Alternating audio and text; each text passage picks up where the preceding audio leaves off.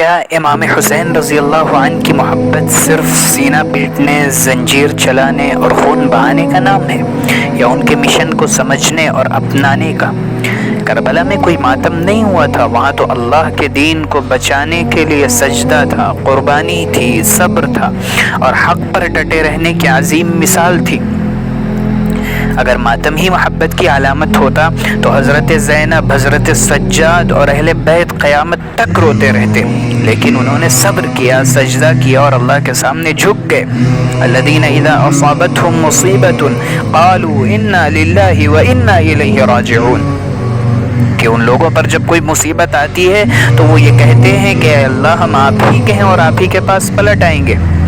محبت حسین یہ نہیں کہ ہم دین کے خلاف عمل کریں، بلکہ محبت حسین یہ ہے کہ ہم ان کے راستے پر چلیں، نماز نہ چھوڑیں، ظلم کے آگے سر نہ جھکائیں اور دین کی عزت پر مر مٹیں۔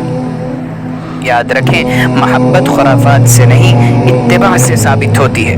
امام حسین رضی اللہ عنہ کی سچائی کو صرف یاد نہ کریں بلکہ اسے اپنا لیں اور قرآن و سنت کی راہ پر چلیں، یہی شہدائے کربلا کا پیغام ہے۔